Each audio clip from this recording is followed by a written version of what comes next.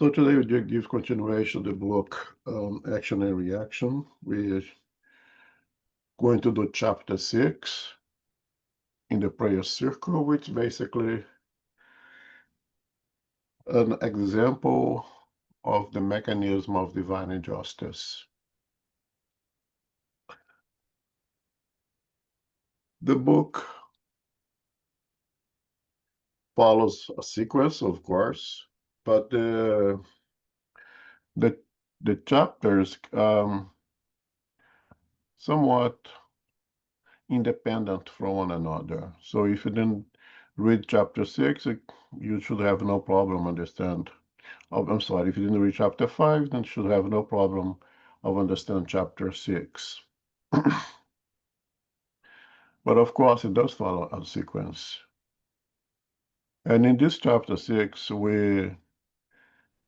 the chapter is somewhat connected with chapter 3 in two aspects. The first aspect is that Silas kind of goes in advance and tells us everything that happens in this chapter here, or how things happen in the chapter. And we're going to go back and take a look at what Silas tells Andre Luiz. Put this down here.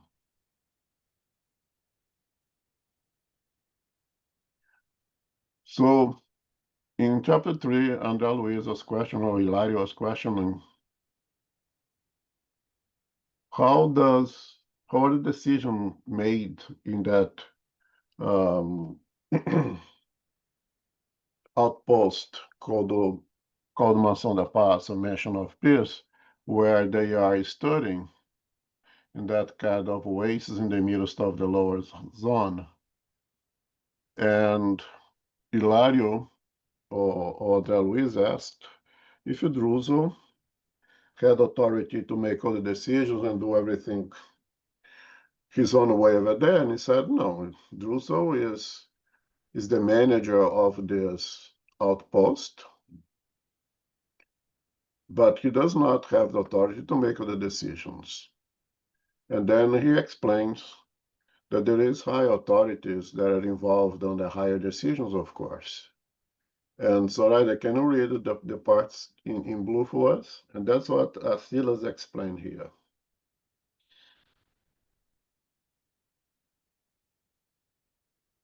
Zoraida? I'm sorry. No problem. Okay. Twice a week, we get together in Mansão Paz upper room and buy appropriate instruments. The messengers of light discuss the subject in cases of our institute presents to them. There are words that are cut at the end here. Really? Yeah, the pictures are covering one or two words. Okay, so let me read them. That's fine. Twice a week, we get together in Mansão Paz upper room by the means of appropriate instruments. The messenger of the light discusses the subject, evaluating the cases of our institute presents to them. Messengers of light? Andre Luiz asks. And Silas responds, yes, they are representative of angelic intelligences who never take the eyes off the infernal regions, because even if the spirits of darkness don't believe it, the power of heaven do in fact watch over this hell, which exists to control the regenerative work on earth. And this is exactly what you're going to see in chapter 6, when one of those representatives of angelic intelligences materializes, and discusses the cases, present to them by Druso, and then decisions are made on how to proceed on those specific cases. One of the specific cases is is the case of Antonio Olimpio, which was presented to us also in this chapter 3, when they were assisting spirits that had just been rescued from darkness into Mansão da Paz, a mansion of peace. And during the crisis, psycho-emotional crisis result of their heavy conscience, they are assisted over there, and one of the individuals that they are assisting was exactly this individual, Antonio Olimpio. And now we'll read who is Antonio Olimpio, because we're going to need to know who he is when you read his case later on chapter 6. So again, this chapter 3, when they run over there at the bedside of this patient, Antonio Olimpio, who was undergoing a crisis. And Druso approached the bedside and tell him, you can go ahead, say what you have to say. And that's what this individual says. I am Antonio Olimpio, the criminal. I will confess everything, it is true. I sinned. So it is only just that I suffer in hell. The fire tortures my soul without consuming it. It's remorse, I know well. If you only had known, I wouldn't have committed the wrong. But I couldn't help myself, the ambition. After my father's death, I forced to share our plantation with my two brothers, Clarindo and Leonel. But my head was full of plans. I planned to transform the property that I administered into a large source of income, but sharing it would get in the way. I could tell my brothers had different plans, and I began to devise the plan that I ended up carrying out. A fit of tears muffled his voice, but Ruth supported him magnetically and kindly encouraged him. Go on. I convinced myself, the patient continued more firmly, that I would only be happy if I killed my brothers. And when the time to split the inheritance got closer, I invited them to take a ride with me, a boat ride, to inspect a large lake on our property. But before we left, I gave them a drink laced with tranquilizers. I calculated the time the drug would need to work. As we continued to talk, I noticed they were getting sleepy. I deliberately tipped the boat over to a well-known stretch where the water was really deep, or what unforgettable calamity. Sorry. I can still hear the terrified screams, begging for help, but with their nerves numbed, in a few minutes they were dead. I swam back with a guilt conscience, but still firm in my mad purpose. I got back to the shore and shouted for help. With a rehearsed attitude, I painted an imaginary accident, so I managed to get the whole estate for myself, leaving for my help, leaving it later to Luiz, my only son, when I died. I was a rich man, supposedly honest.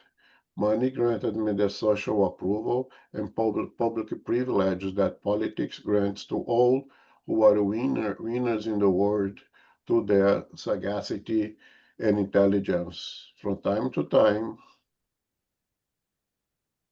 I remembered my crime. A constant cloud shrouded my conscience.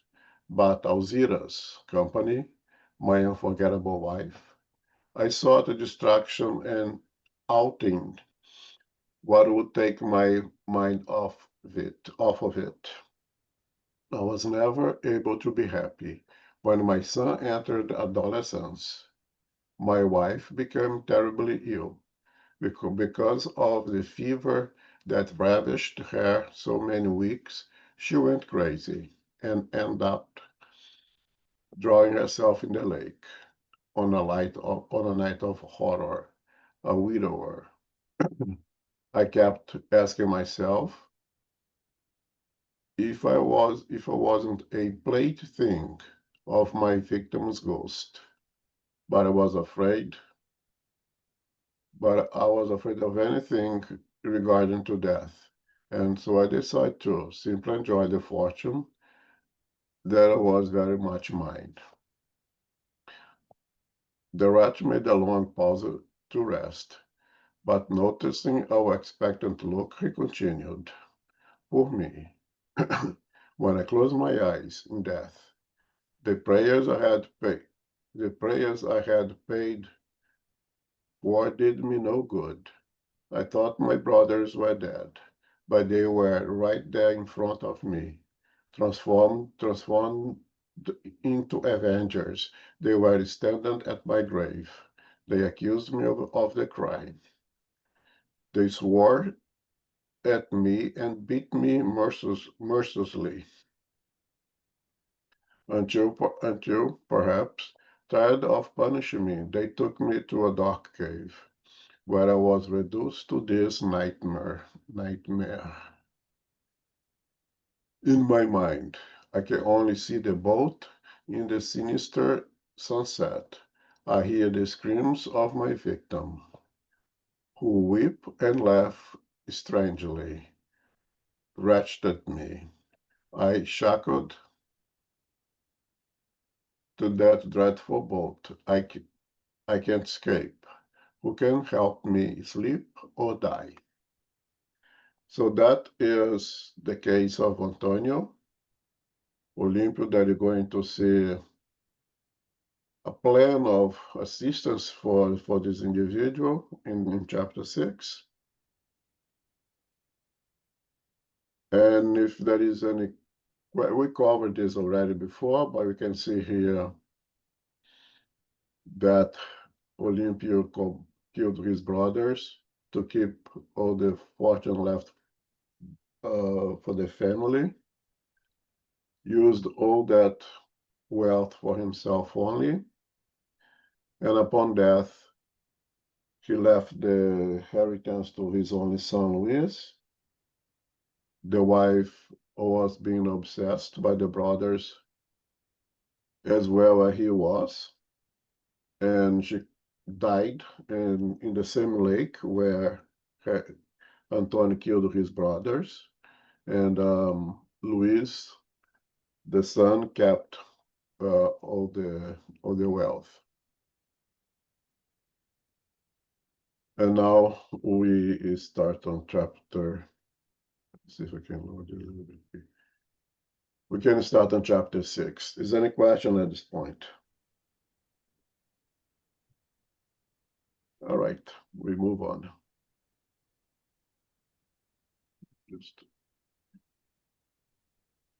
I still can't see words at the end, Elmo. You can see the words at the Yeah, end. I think is the computer itself. It's not working. I don't know what's going on here. What about now? Is it better now? Yeah. Is there anybody having some problem? No, I guess it's mine. Can everybody see the whole thing? Yeah, we can see Yes. chapter 6 now. I'm sorry. We can see chapter 6 now. Okay, so Soraya, if you're having problem reading, maybe ask Philip to read. Yeah. Yeah. Okay, if he could read, I could read from my book. Could I do that? No, can you read, Philip? Philip has a headache. No, I No, don't have a it's headache. I'm sorry. I'm sorry. I'm sorry, but I don't know what's going on with my computer. Okay, no problem. Okay, thank you. In the prayer circle, on our third night at the Institute, Instructor Druso invited us to participate in the prayer circle. Silas kindly explained that it would be an interesting study opportunity. The group prayer service was held semi-weekly in a suitable spot in Mansell, and during the event, one or two high-order mentors who were overseers of the institution usually materialized. On such occasions, Druso and his most important assistants received orders and various instructions having to do with the work being done. Questions were answered and work plans were carefully laid out.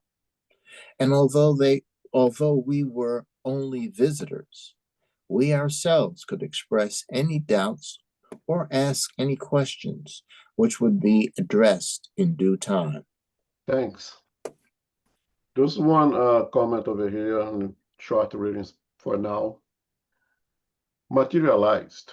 The Andre is saying here that one higher or spirit would materialize. And the question is, materialize in the spiritual world? And the answer is yes, why not? You have to remember the perispirit is matter. So there is some kind of matter in the spiritual dimension that is, of course, not as dense matter as we have here in our physical world. Is ethereal kind of matter, right? Still a manipulation or combinations of universal cosmic fluid. And we know that the more evolved the spirit is, the more ethereal, the less dense, the less materialized is that spirit's petty spirit or spiritual body. And it might be so dematerialized at one point that in order to interact with spirits less evolved like ourselves, they need to make the perispirit a little more dense in order to interact with us or slightly more evolved spirits. Okay, and that's exactly what he's mentioning over here. The spirits in charge of the higher decision makers in Mansão La Paz are so much more evolved than the spirits of that level that in order for them to be able to interact and speak with them, a mediumistic process needs to take effect, something parallel with the physical phenomena that you have over here. And I say parallel, comparable, so to say, because I don't know exactly the nature of the substances used over there. You know, here is ectoplasm for the physical phenomena. I don't know what is used over there. Okay, something beyond our understanding. It's not mentioned here what it is, how it's done, and as much as I know, there's no literature that explains how it's done in the spiritual world. But we should understand something comparable, parallel to the physical phenomena that happens over here in our physical world, where the perispirit is temporarily condensed, a word that I'm borrowing here from our physical sciences, to make it visible and to be able to interact with us. The same thing happened in the spiritual world, but we don't know exactly what substance is used over there, okay? They do have a much more developed technology, so to say, because everything happens with the big screens I was going to read over here, and those individuals materialize from that screen and are able to interact with the members present in that room at that moment. Questions, comment?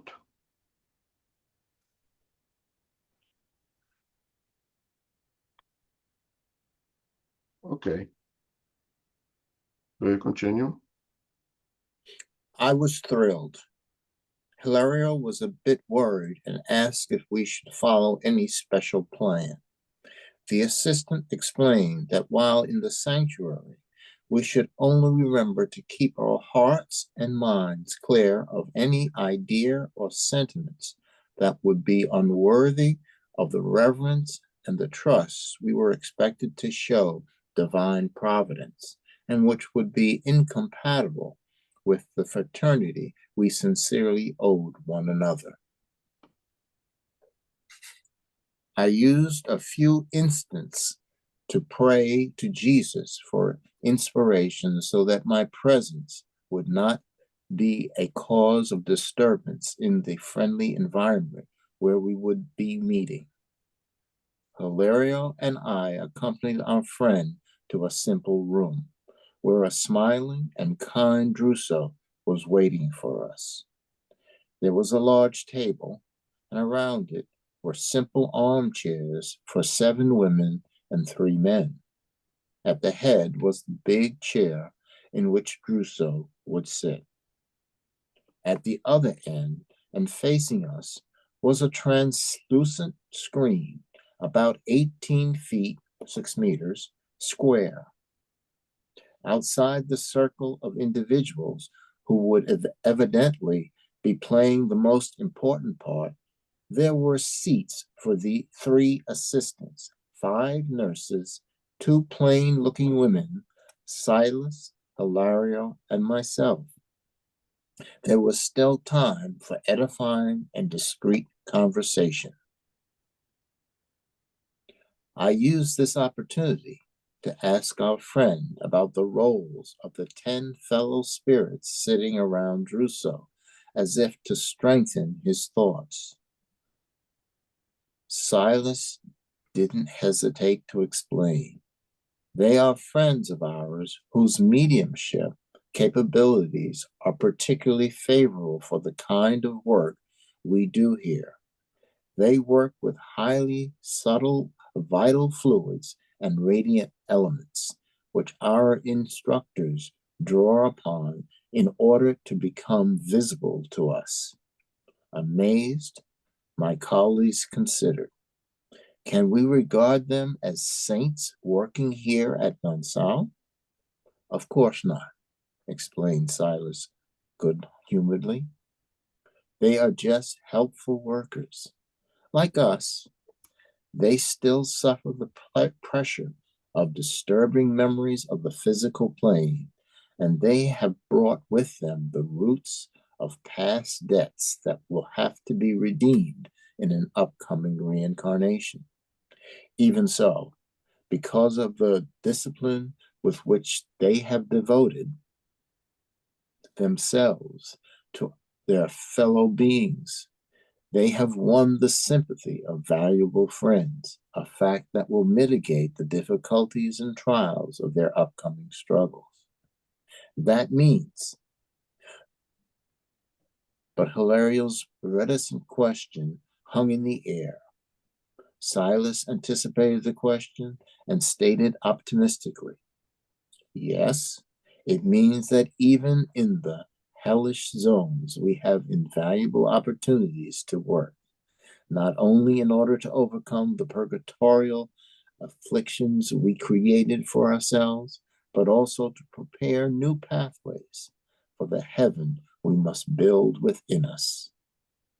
This bit of instruction brought us an immense feeling of consolation. At this point, Hilario focused his attention on the 2 women whose extremely sad faces displayed a sharp contrast to the others gathered there. He asked respectfully, "My dear Silas, who are those sisters who seem to be so psychically different than the others?" Silas smiled and said, They are sisters who, because of their work, have earned the right to take part in today's session in order to ask for help in solving problems that affect their souls deeply.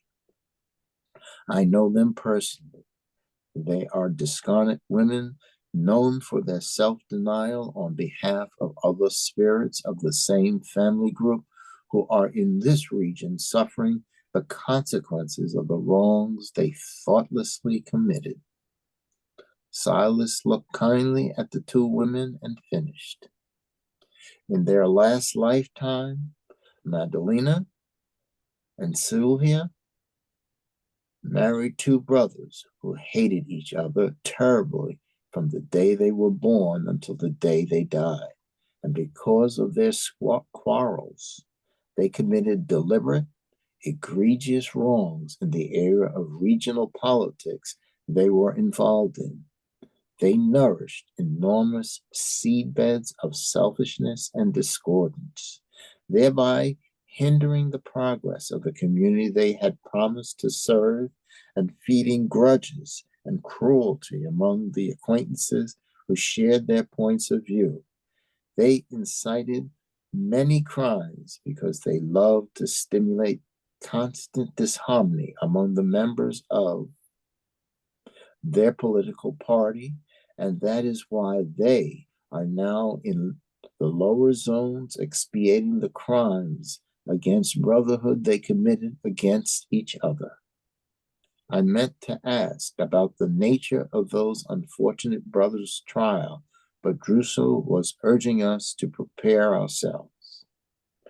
Obviously, discerning the accidental mistakes that might occur because it was the first time we were taking part in the prayer service, Druso asked us to guard ourselves completely against unworthy thoughts and banish any unpleasant memories in order to avoid interfering with the celestial chamber. The name he gave to this big screen in front of us during the manifestation of the venerable messenger whose visit was expected. He explained that the combined energies of the mediums possessed enormous plastic power, and that a simple idea coming from us, if incompatible with the dignity of the room, could materialize improper, though temporary, images on the screen. Finally, invited by the kind director to express any question or concerns we might have, I asked if we would be able to ask the visitor one or two questions. He agreed wholeheartedly, provided that any topic had everyone's spiritual welfare in mind and that we refrain from asking personal questions. He then informed us that by means of special devices, all the resources offered by the mediums in the room would be concentrated in the chamber, which from that moment on, would be sensitized to the needs of the task at hand. A gentle silence came over us. In an expectant and respectful attitude, the director of the institute stood up and prayed emotionally. Thank you. Okay. So Hilario, Silas, and Andre Luiz, we know they are visiting Mansão Paz, this oasis of peace in the midst of the lower zone, where they do a very hard work of rescuing the spirits who are able to initiate the process of recovery. And as we saw in chapter 3, bi-weekly they have a meeting with the higher spirits who are the true decision makers of everything that's happening there.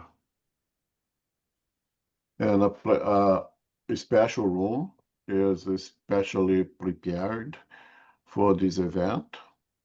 We see here that there is room for growth, room for learning for everyone. Of course, not everyone can participate in this kind of work. Not everyone is prepared for the degree of discipline and elevated thoughts required for the success of this kind of work.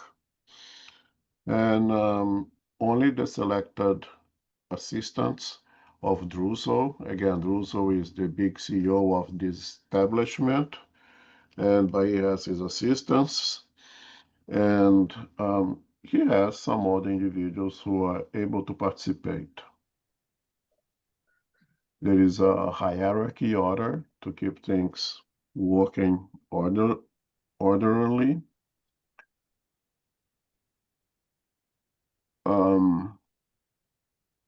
They bring the individuals who will be associated with the cases being discussed there, and these two women who were brought there were part of those individuals.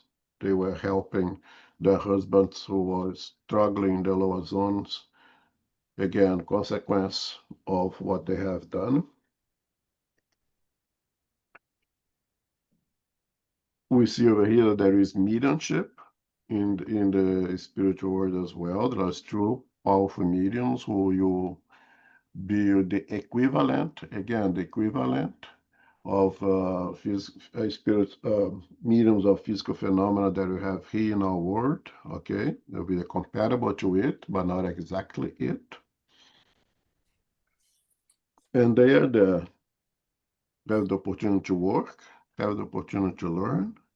Those who are invited over there have the opportunity to receive these very high order spirits and learn from them.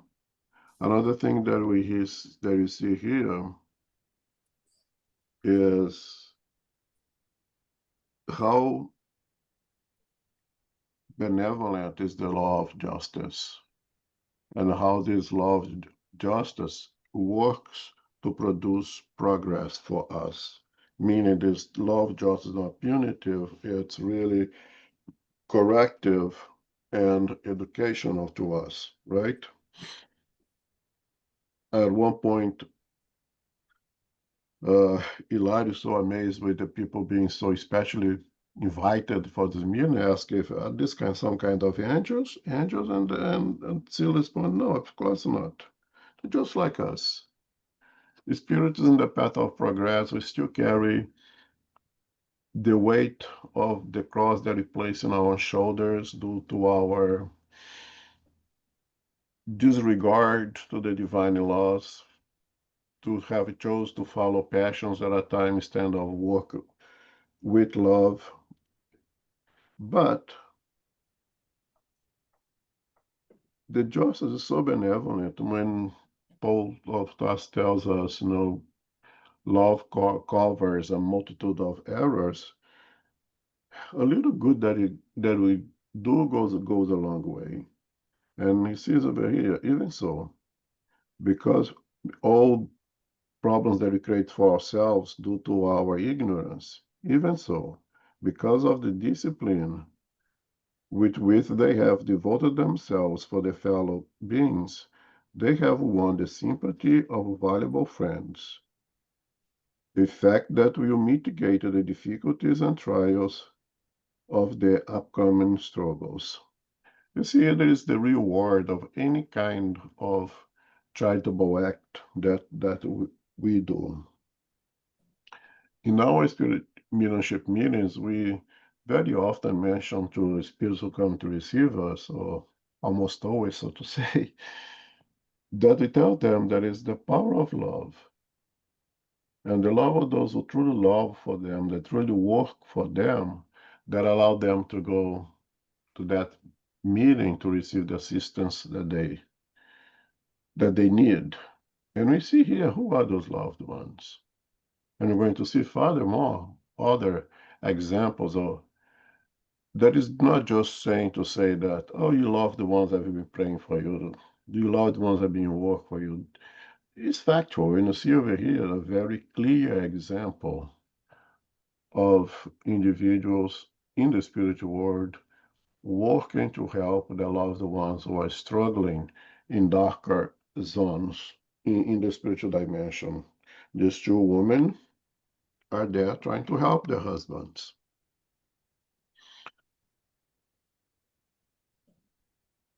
And even though spirits may not believe it, Sila says over here, there is continuous and constant work of higher spirits trying to help those in the lower zones, trying to do anything that they can do to redirect the thoughts, the sentiments of spirits to a minimum that make them somewhat able to receive help that is available to them.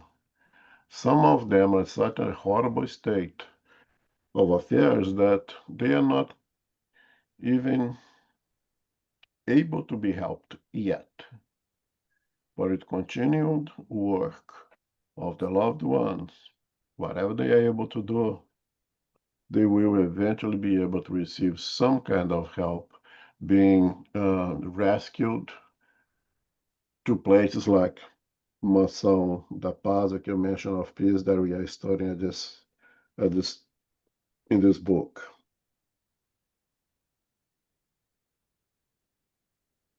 And we see here how Spiritism is indeed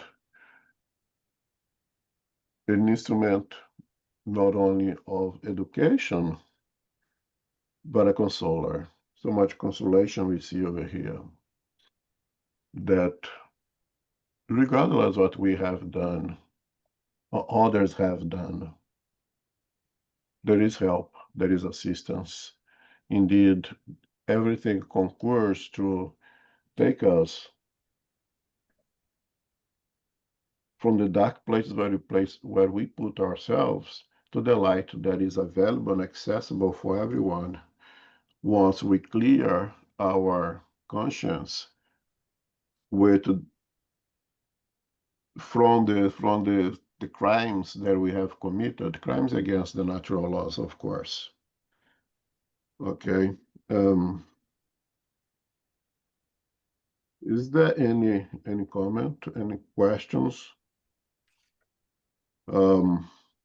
We see here the necessity of the discipline in this ambient. We see over here, just as we see in our physical world, the physical phenomena, that depending on the kind of work that is being done, if the quality of the energies in the environment is not proper, things may go wrong. Therefore, Druso asks especially the three visitors, because it's the first time they've been in that chamber, to really keep their thoughts, their mind, free of anything outside of the work of love or fraternity. Because their thoughts could condense images incompatible with work that they intend to do, and may even create images inappropriate for their work. Therefore, you see that it's a very exclusive group that participate in this work. Not everyone is prepared, not everyone is able, and we know ourselves how difficult it is to keep our thoughts elevated, not deviate our mind, and let it go to other places, to other kind of things. In this kind of work, that cannot happen, because our thoughts may take form, and therefore may not be appropriated for the work that they intend to do. Any questions? So now Druso stands up and start a prayer. We may continue then. Divine Master, bless our meeting in this place of peace and service. Due to your kindness, in the name of the infinite love of our Heavenly Father, we have received the sublime gift of the regenerative endeavor. Even so, in these tormented regions, we make up vast ranks of spirits lost in expiatory suffering after having committed unthinkable crimes in which our minds now wallow. Despite being prisoners, shackled to the sorrows we have created for ourselves, we praise your divine glory and feel renewed. Grant us, O Lord, the assistance of your selfless and sublime ambassadors, so that we may not fail in our good intentions. We know that without the warmth of your compassionate hands, our hope would die like the fragile plant without the blessing of the sun. Master, we too are your wards, albeit still prisoners of calamitous rebelliousness, enduring the deplorable consequences of our crimes. From these terrible places come anguished moans seeking out our incomprehensible compassion. We, the slaves of penitence, are the ones who so often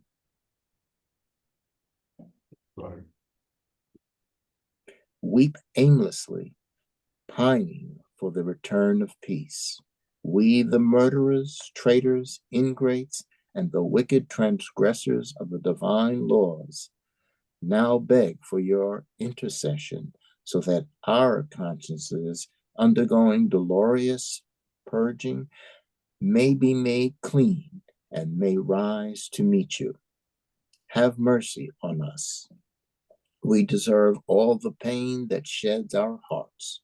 Help us so that affliction may be our health-giving medicine, and help our brothers and sisters who, in the darkness of these places, have surrendered to irresponsibility and indiscipline, making their own regeneration more difficult for having increased the crushing torments of despair coming from their souls. At this point in the prayer, Druso paused at length to wipe the tears flooding his eyes. The tone of his words, filled with pain, as if he himself were a spirit in bitter suffering, impressed me very much. I couldn't take my eyes off of him. Irrepressible emotion constricted my chest, and irresistible weeping shook me. Lord, you have entrusted us, he continued, stricken with the task of examining the problems of the unfortunate brothers and sisters who knock at our door. Thus, we are compelled to probe their misfortunes so that we may somehow lead them to readjustment. Eternal benefactor, do not allow our hearts to become hardened, even in light of the greatest wickedness. We are fully aware that diseases of the soul are much more painful and serious than those of the flesh. Therefore, fill us with tireless compassion so that we may be instruments of your love. Allow your messengers to support us in the decisions we will have to make. Do not abandon us to the weakness that is ours in particular. Give us, O Christ of Lord, your inspiration of love and light. At this moment, even if Druso's tone of voice had not signaled the end of the prayer, our kind friend would not have been able to continue because emotion constrained the prayer in his thought. Everyone was weeping under the influence of his abundant tears. Thank you. So as we see here, Druso start the work with a prayer, as all of us should start our work with a prayer. And we do in our spirit centers, and you should do it when we start our day. We should start with a prayer. We see there is a prayer directed at Jesus, not at the man. The elevated spirit is gonna come and delegate his instructions. It's a prayer that put God as the author and the decision makers centrally in this prayer. And it's a prayer that in almost every sentence and paragraph contains the worship, the petition, and the gratitude together. Everything is entangled over there. The thing is the way that Jesus showed us how to pray, right? In our Father's prayer, right? Worship, gratitude, and petition, because you always have something to ask, of course, and he asks a lot here, and he shows his worship. There is not a I, there is always a we. He put himself as one of the suffering spirits in the lower zones, one in tremendous amount of assistance, one of the many, those who are inside of that little oasis and everyone else outside in that darkness. But he does understand and accept the responsibility of those who are inside to better assist those who are outside. As I've said in the past, I really came to understand that we don't pray the way we want, we pray the way we can. And we see over here how much capability of praying this individual has gained to be so, to put the worship, the petition, and the gratitude compacted in this beautiful, beautiful prayer. If that does not elevate the thoughts and the sentiments on everyone presently for the success of the meeting, then it's obviously that individuals are not prepared to be in that place at that moment.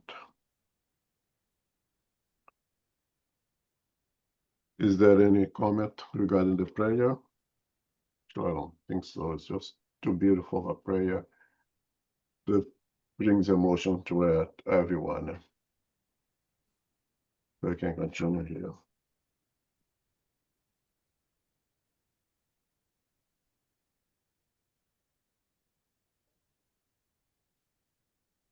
I'm looking for the phrase everyone. Oh, okay. This is back here. Okay. Everyone was weeping under the influence of his abundant tears. Who was Druso after all to pray like that, as if he himself was the one amongst us who was suffering the most? But I had no time to consider the matter any further, because in answer to his ardent appeal, a large mass of vaporous fog covered the face of the screen. I was surprised to see something like a large milky cloud expanding out of the fog. Ecstatic and happy, we saw emerging from the milky cloud the impressive figure of an apparently elderly man who displayed the most intense youthfulness in his eyes.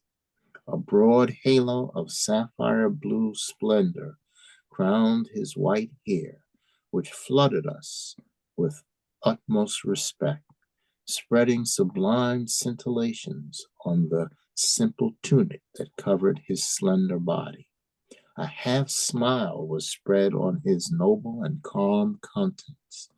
After a minute of silent contemplation, he raised his right hand, which projected a large amount of light over us, and greeted us. May the peace of the Lord be with you, be with us. There was so much sweetness and energy, so much affection and authority in that voice that I had to make an effort to control my emotions so that I would not sink to my knees. Minister Sanzio stated Druso reverently, "Blessed be your presence among us." The light radiating from the venerable visitor and the dignity with which he was showing himself imposed on us the most profound respect.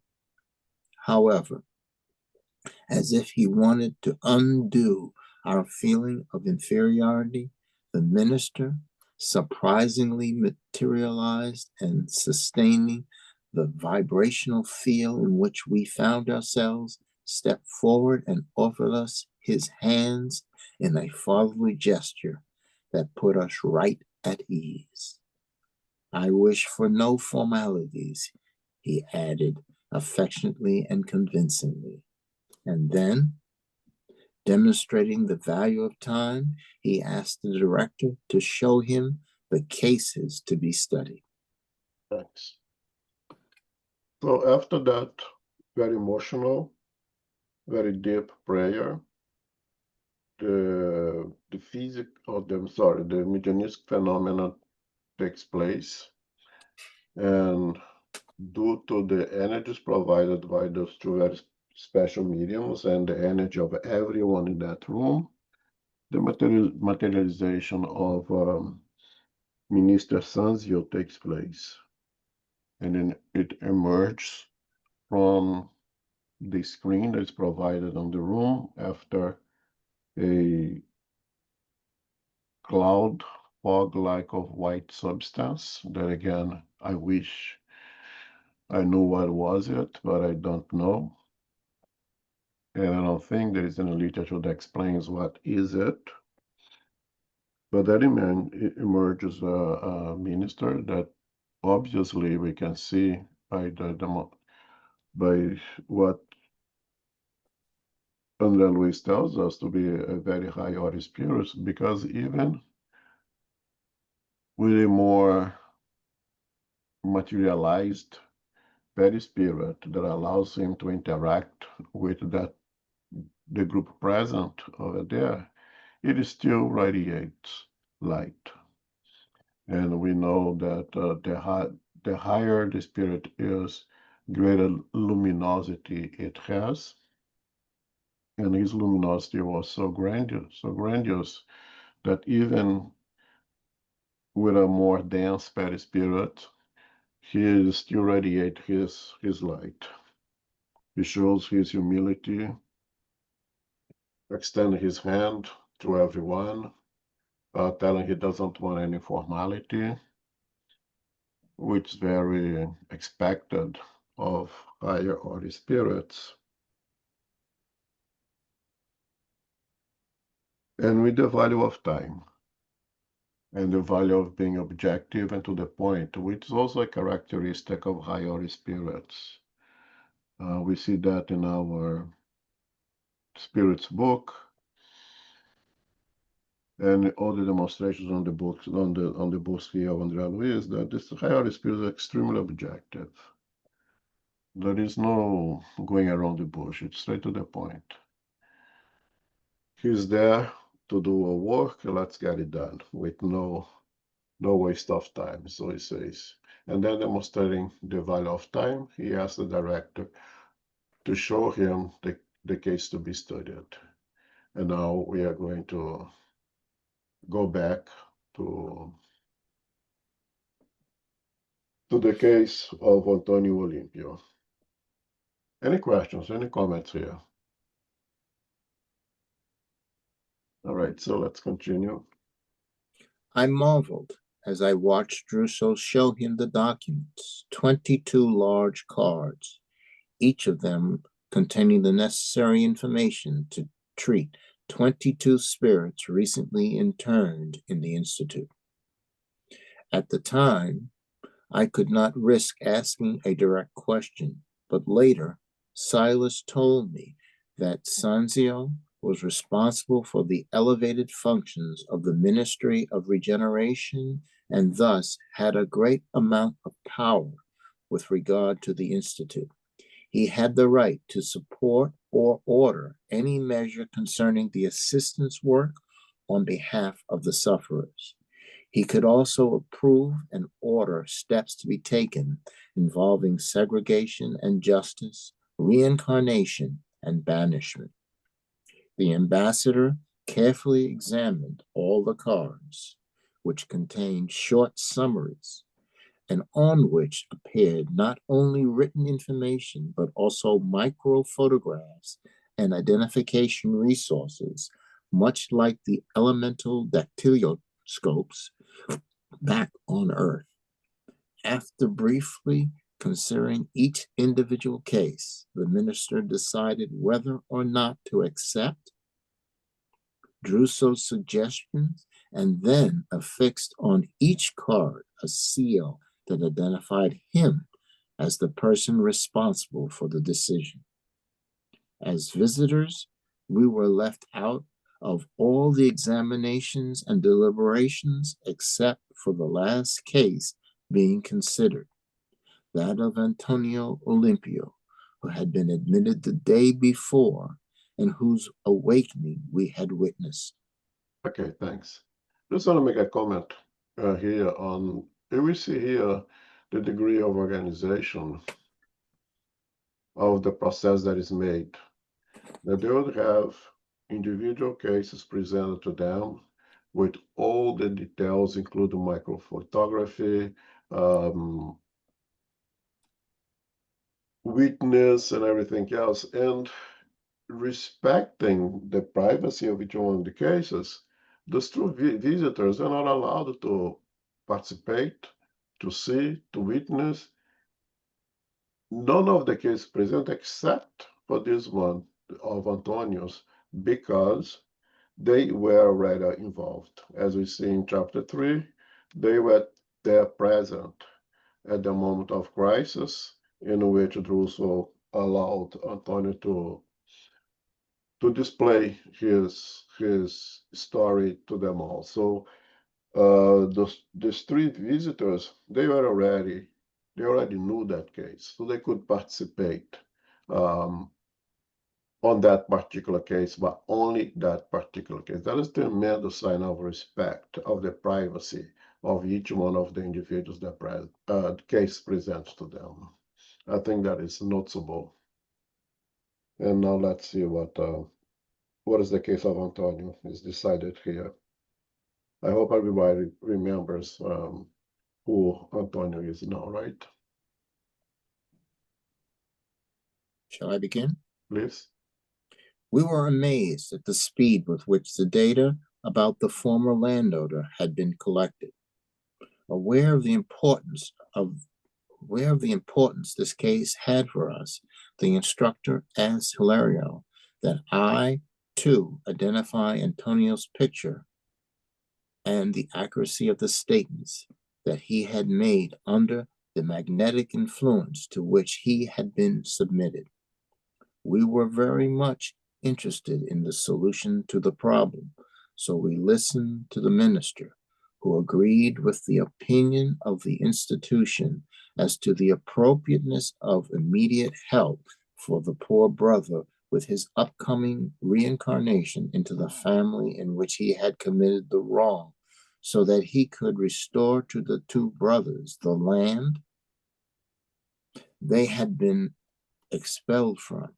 He added, however, that according to the criminal's own statements, there weren't any mitigating circumstances that could attenuate his guilt.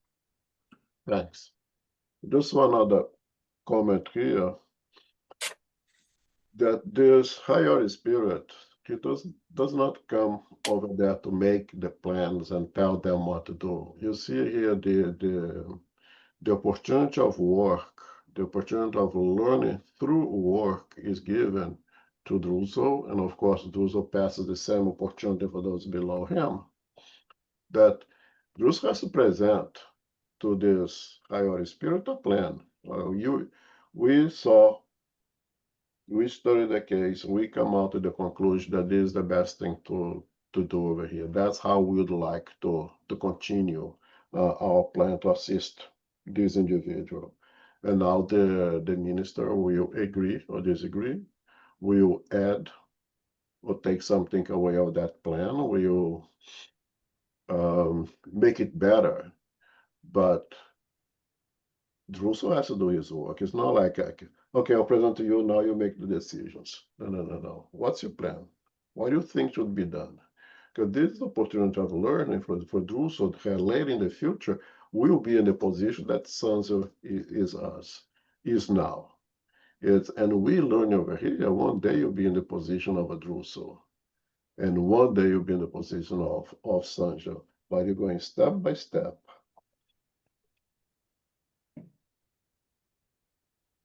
And you continue, the director. The director said that Antonio Limpio had lived for himself, dominated by an insane egocentrism.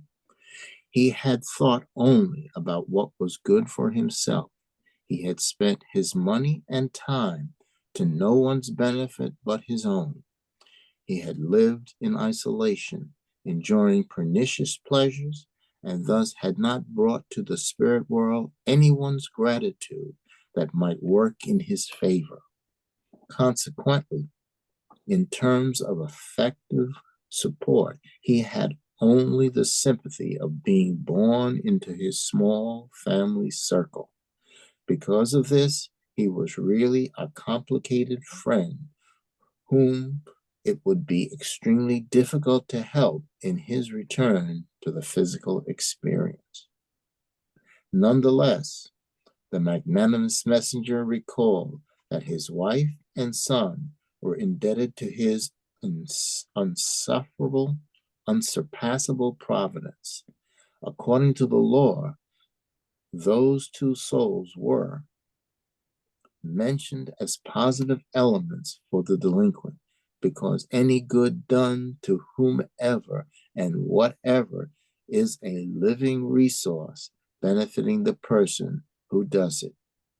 Summing up his conclusions, the messenger informed the small gathering that he would invite Sister Alzira to tell us the steps already taken with regard to the process, and that he was not going to summon Brother Louis, the son who had inherited the fortune since he was incarnate in a physical body at the moment. Such a summons would only be justified under exceptional conditions. Thank you. Okay. So you see here that Minister Sanzio agrees with the plan that the best thing to assist Antonio would be a reincarnation in which he would go back to be the son of Louis, that was the one that kept the inheritance when he died. Louis was the son of Antonio, and now Antonio will be reincarnate as the son of Louis. That he will, we're going to see over here, I'm going ahead for the book now, eventually meet Alzira again. Alzira will reincarnate. They will be husband and wife once again. And this time they will receive as sons the two brothers that he killed in the past. The brothers that tormented Alzira and led her to die in the same lake where they died. But the important thing here, I'm going ahead, is the importance of reincarnation. How does reincarnation is indeed, you might believe, the instrument of divine justice, is the major tool in the mechanism of establishing divine justice. And again, justice is a tool to promote progress, is a tool to promote education of the spirit, is a tool to let us remove the stains of our soul, so to say, undo the mistakes. I personally cannot imagine how that could take place without reincarnation.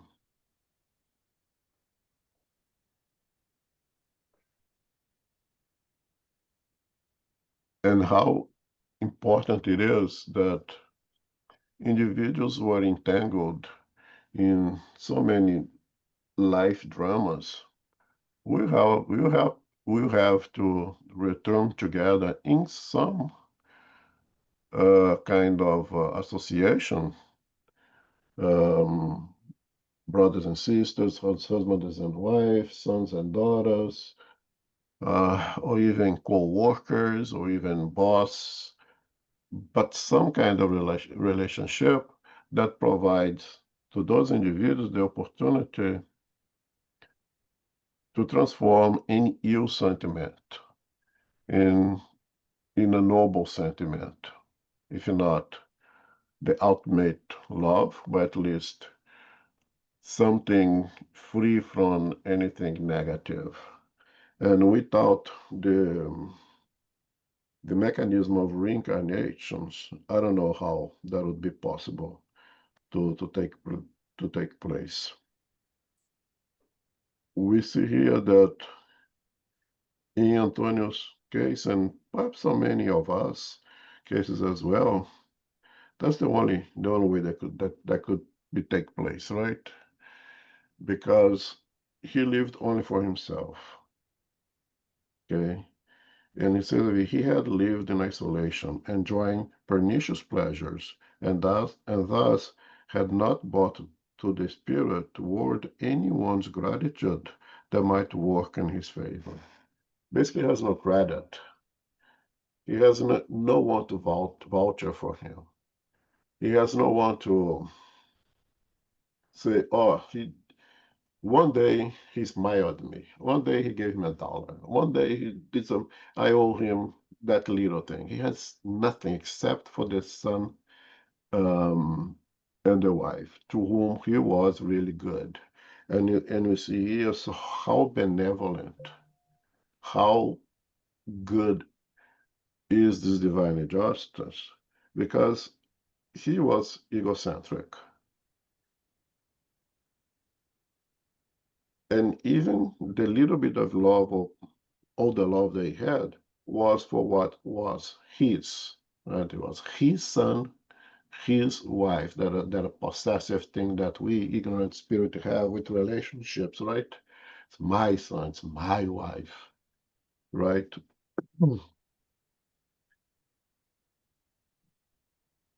He only had anything good towards those two individuals that was his.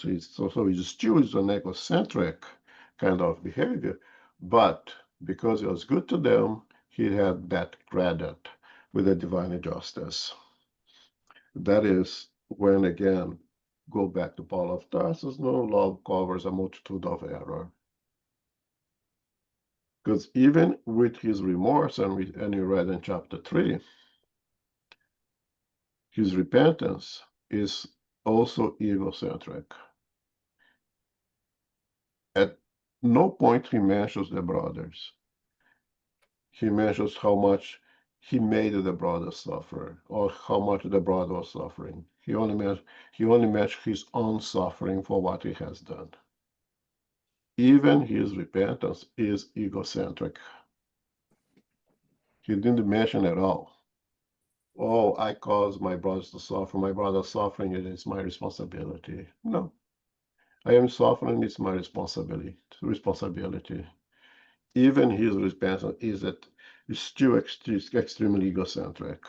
So you see how much this individual still needs to learn, and we see how great is the divine justice, even so egocentric, that little talk of love to his son and his wife carries a lot of weight in his favor. Okay, you can continue here. The minister prayed silently, and in response to the petition, we saw that the thin material covering the screen was moving slightly, allowing the appearance of the graceful figure of a beautiful woman. Sister Alzera had arrived. She seemed knowledgeable about what was happening because she didn't show any surprise. She greeted us graciously and responded humbly to Sanzio's initial questions. Venerable benefactor, I understand my former husband's difficult position with regard to his commitments, and I offer myself willingly to help him in his restorative endeavor. Moreover, I have been hoping for the opportunity because it would be a priceless blessing. Antonio Olympio may have been his own brother's executioner, killing them in order to usurp their possessions. However, for my son and for me, he was always a selfless and very dear friend and protector. To help him stand on his feet again is not only a duty for my soul, but also a source of inexpressible joy. The minister looked at her in satisfaction, as if he had not expected any other answer, and said, But you know that the murdered brothers have held on to their hatred and have been persecuting him mercilessly until today. Yes, I know all about it, said the kind woman.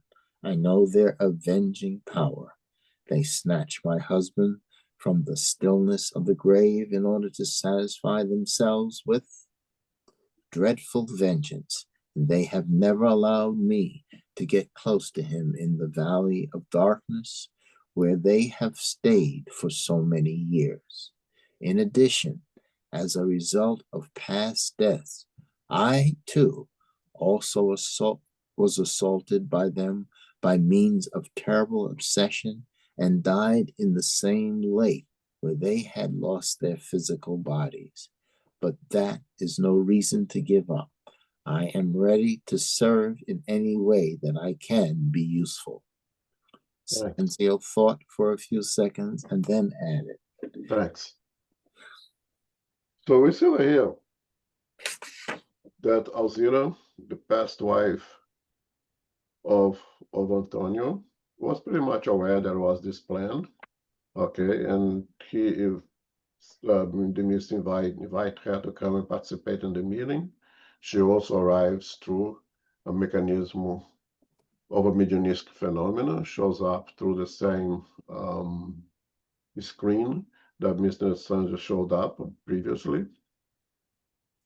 And not surprised, somewhat aware of that plan already.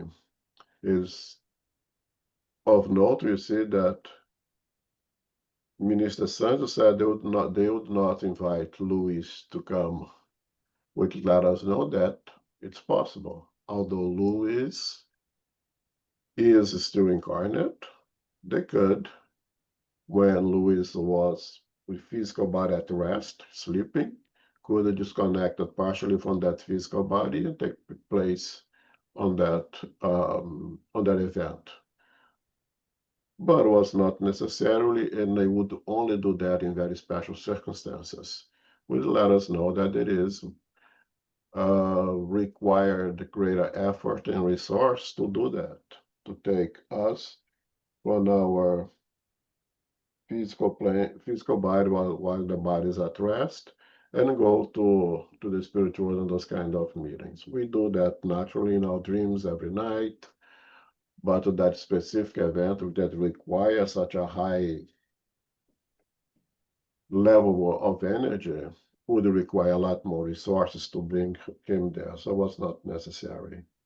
The plan was made that he would come back and everything else. So now we see here the free will, that Alzira is not being forced to it.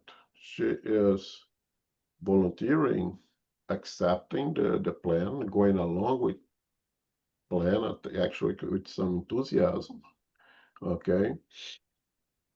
And again, we see the stories when we mention our leadership meeting to the spirits who come to see us, they say that it was the love of those who really care for you. It was the prayer of loved ones that get you here. That who are those loved ones? We see over here Osiris working for the well-being of her husband over there, doing all she can to assist her husband, out of recognition that although he was a pretty mean individual, a selfish individual, a murderer, it was still good for her and to their son.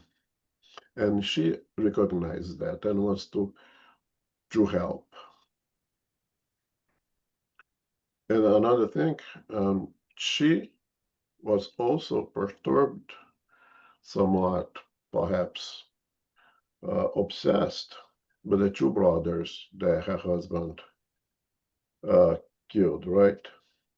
But you see where he says, as a result of her past debts, because it would be unjust and unfair that if she had no debts, that she would suffer the actions of her husband. She had, in her past, things that she needs to clear up herself to her own conscience, which was the tool that those two brothers could use to torment her as well. So it's not just because she is associated with the murderer that now she's have to suffer the consequences of it. No, she has her own responsibilities. She has her own karma, so to say. And it's that karma that was the open window for those two brothers tormented her. She understood that. She was okay with that. You see, she's not carrying any hate toward those men. So the contrary, she is open to receive them as sons.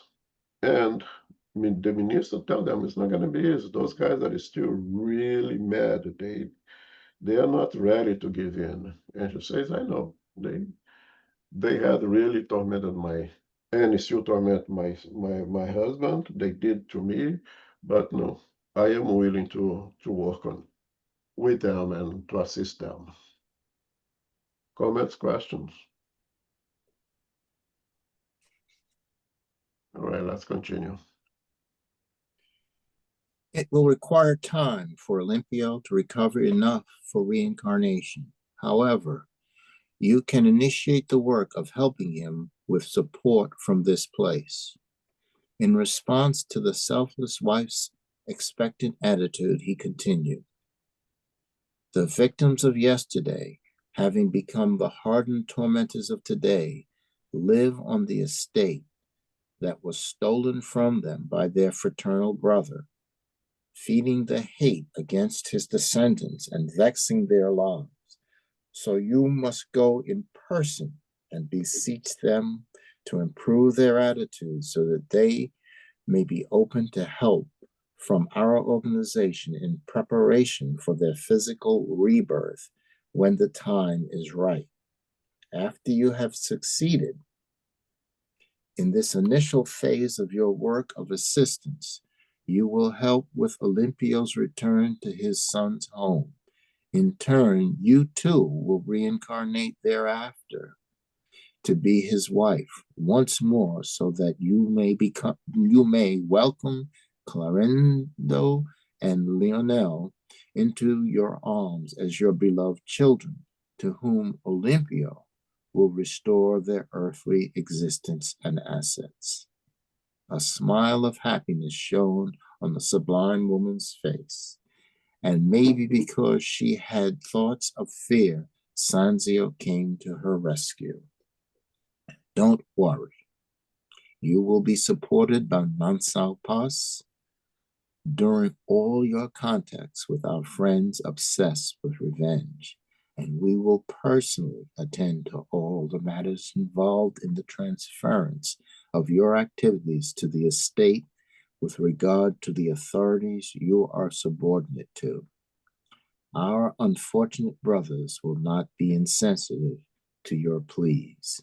You suffered merciless attacks from them during your last days in the world, and the humility of those who suffer is an essential factor in the renewal of those who cause suffering. In tears of joyful gratitude, the noble woman kissed the minister's hand and left. The simple, touching scene had a profound impact on us. I could feel God's immeasurable love laying the foundations for his unavoidable justice. And down deep I shouted in my own ears, "May you be praised, O Father of infinite goodness, for you sow joy and hope even in the inferiorest crime, just as you plant roses of beauty and fragrance in the midst of thorns." After being authorized by Druso, Magdalena and Sylvia approached the minister and beseeched his intercession so that their husbands could be admitted to the establishment of peace and fraternity for the reconstruction of their future together. Sanzio welcomed their request with affection and benevolence and ordered that both unfortunates be brought to the Institute, promising to facilitate the reincarnation soon. A subtle signal from the instructor told us that we were now free to ask questions. Thus, impressed by what we had seen and heard, Hilario and I approached the venerable messenger, intending to hear what he had to say so that we could take advantage of that time of rare and beautiful discussion. Okay, so we close here chapter 6. And we see over here that assistance is continual and constant for those who volunteer themselves to assistance of the needy ones. Alzira, you're not to be left on your own. The minister says, don't worry. You will be supported by Mansão Paz during all your contacts with your friends obsessed with revenge, and will personally attend to all the matters involved in transference of your activities to the state in regard to the authorities you are subordinate to. So there is a plan, and of course it's not written in stone. All the parts involved have free will. All the parts involved will have to do their part, their work. Alzira will work directly with those two suffering spirits, the two brothers who are still in darkness, still filled with hate and desire for revenge. Sansa says something very important, and how she is perhaps the best tool to assist those two brothers, because it says, you suffered merciless attacks from them during your last days in the world, and the humility of those who suffer is an essential factor in the renewal of those who cause suffering. So she is the best instrument to help those individuals because she suffered so much at their own hands, and now she's back there to assist them or to prepare them for the necessary reincarnation that it's about to happen to them. It will take time. It will take time to prepare. Antonio can tell you what that means in terms of chronological time here on Earth. It's going to be in a month, in a year, in a few years. I have no idea.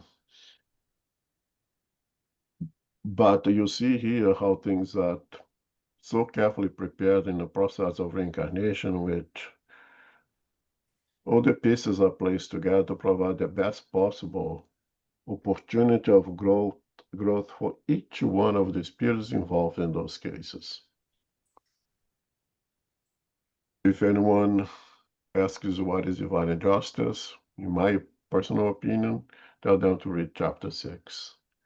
You see here how benevolence works in these divine laws. That is not meant to punish anyone, to make anyone suffer, but to really provide to us all the necessary tools for us to remove all the stains of our soul by undoing or repairing the mistakes of the past through the work of love, through the work of assistance. Is there any comment, any questions regarding this chapter? Well, it's right on time, 12:30. Next month we're going to chapter 7. I don't know if John will be back for that or not, but I can't wait to see what the questions they have for this minister that we're going to see in next chapter.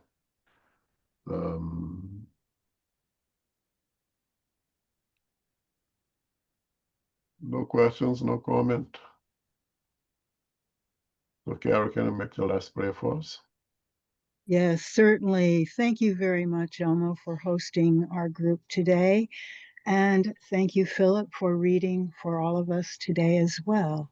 And those who are participating, we are grateful. Infinite Creator and Divine Providence, we give thanks to be together again for our studies of the book Action and Reaction, Chapter 6, The Prayer Circle. The peri-spirits of discarnates can be condensed so that selected mediums and the prayer group can see their conditions on a large translucent screen. There is a qualified director and a hierarchy order of helpers to assist. Also included are invited discarnates related to the loved ones. They bring compassion, help, and offer consolation and light.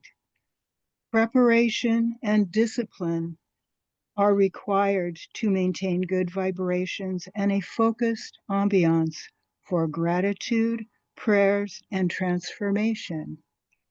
A reincarnation plan may be offered as a major tool for divine justice, also for re-education and repair for the individual to transform in a positive manner, helping them to move forward during physical rebirth when the time is right.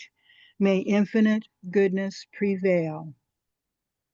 We give thanks to the spiritual benefactors and the good spirits for guiding and inspiring us today. May we receive the love, light, and peace of Christ within us, and for our loved ones, our teachers, our directors, our counselors, our mediums, our workers, and all participants. We pray for inner peace, and especially now for world peace, and for those who are suffering in the physical and spiritual worlds.